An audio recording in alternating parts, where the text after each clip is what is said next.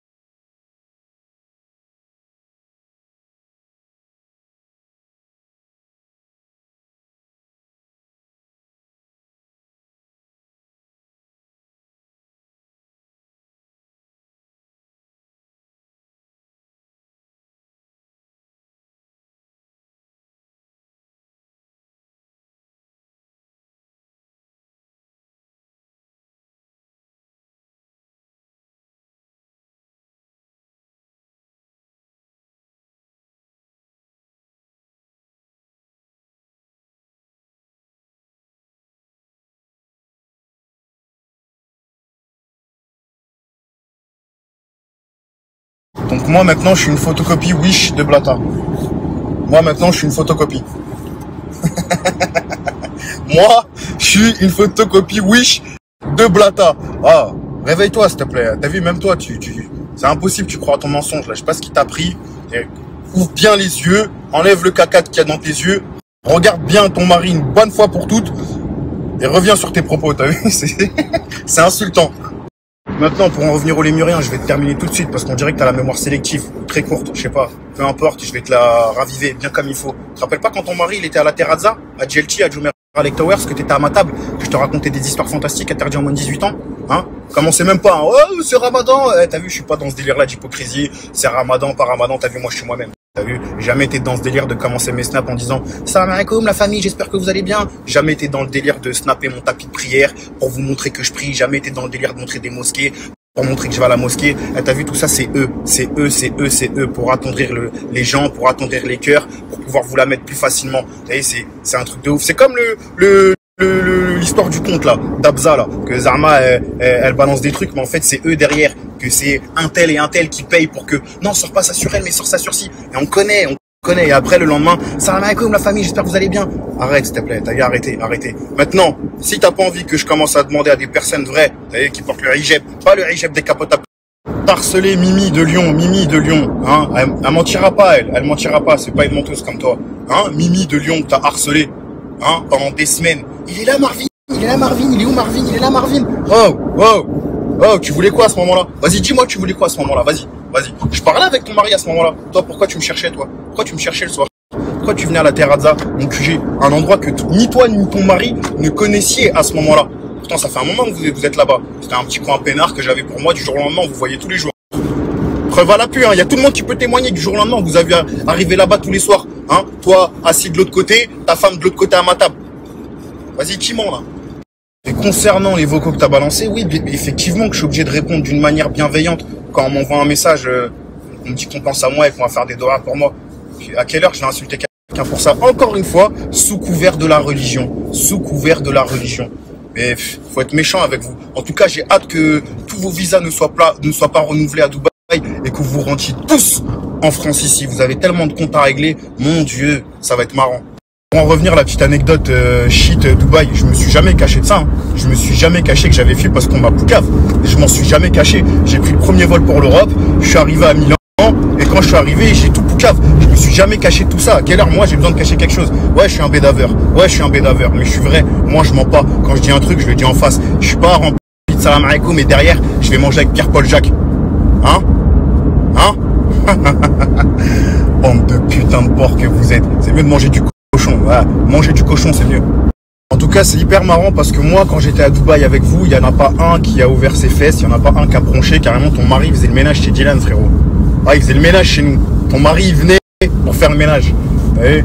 Ah, frère, vous êtes grave marrant. Vous êtes grave marrant. Franchement, vous êtes grave marrant. Faut revenir dans la vraie vie. La réalité, elle est ici. Ne titillez pas. Moi, j'ai pas de limite. Je suis pas marié. J'ai pas d'enfant. J'ai rien à perdre. Moi, la vérité, elle va sortir d'une manière tellement sanglante que tout le monde va saigner des oreilles, là, aujourd'hui. Tout le monde. Je sais que dans mon casier judiciaire, il y a tout sauf tapeur de femmes.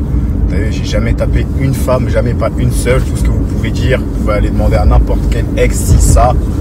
Jamais tapé une femme, t'as vu, faut arrêter avec vos conneries là, tout le temps de radoter des trucs. Ouais, bodybuilder, escort boy. Ah, faut radoter depuis 6 ans, frère. Oh, faut trouver d'autres choses. Eh, ça fait 6-7 ans, on trouve autre chose. Allô, tapeur de femmes, bodybuilder, escort boy. Mais à la fin là, cette personne-là, là, vous lui bouffiez le chibre quand il était à Dubaï, hein? Et en face de moi, si un jour on se voit en face, Inch'Allah, c'est tout ce que je souhaite. On sait comment ça va se finir. On sait comment ça va se finir. Au commissariat, parce que vous allez plainter. Donc arrêtez, femme forte, pas. Arrête, ta gueule un peu, ferme ta gueule, franchement, ferme ta gueule. Et l'autre, il a même pas honte de te laisser prendre la parole. Fermez-la. Gagner aujourd'hui, c'est votre jour. Aujourd'hui, je vais vous terminer. Aujourd'hui, on va s'en rappeler comme le Blata Day. Le Blata Day, c'est le jour où je vous ai exterminé vos grands-mères. Vas-y, commence à sortir le livre des comptes. Commencez à sortir le livre des comptes, tous les chèques que vous touchez tous les mois de la part de Shona Evans et Dewey Evans. Parce que oui, ces personnes-là touchent de l'argent tous les mois de la part de Shona Evans et Dewey Evans. Vas-y, commence à sortir là, toute l'arnaque que t'as fait avec le trading là, avec toutes les personnes que t'as bananées. Tout ce que j'ai vu là, commence à tout sortir. Commence à sortir aussi la somme que t'as touchée pour fermer ta gueule par rapport à l'histoire de Carla. Hein? Kevin Gage qui est venu avec une malle remplie d'argent, hein, pour que tu fermes ta gueule par rapport à une histoire vraie, une histoire de Sroll. Toi, monsieur le grand croyant, toi, tu fermes ta gueule pour de l'argent, hein, sur une histoire de Sroll, une histoire où t'aurais pu terminer tout le monde. T'aurais pu terminer tout le monde. Tout le monde. Tu l'as pas fait. Pourquoi? Pour de l'oseille. Combien? Vas-y, balance. Je veux entendre. Eh, continue à suivre ces gens-là, continue à suivre ces gens-là qui se cachent à Dubaï, qui seront jamais ici. Jamais. Ah, jamais.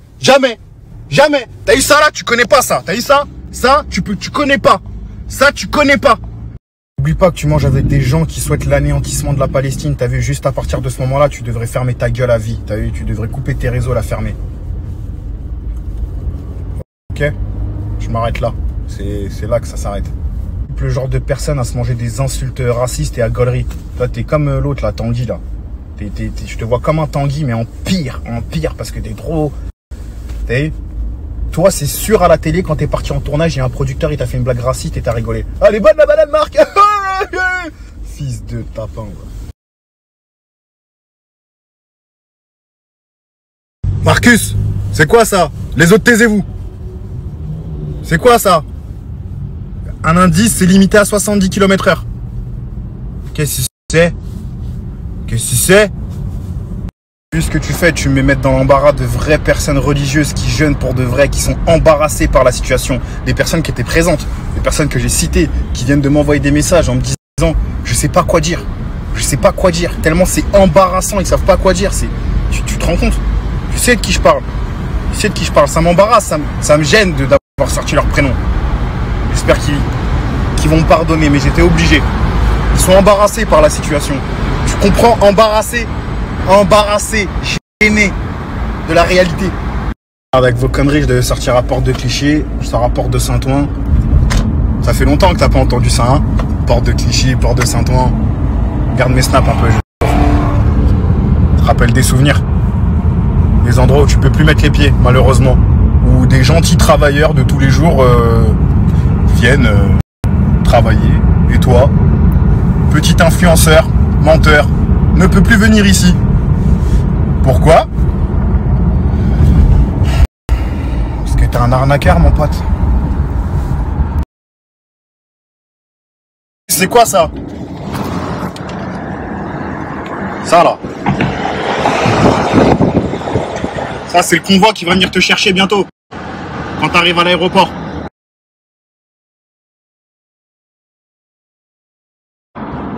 Au final, t'as vu, j'ai rien pris.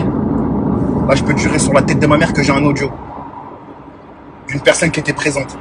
Qui me demande de rien dire parce que je vais détruire un... Je l'ai l'audio tout de suite, là, il vient de me l'envoyer là. Si tu veux savoir c'est qui, tu...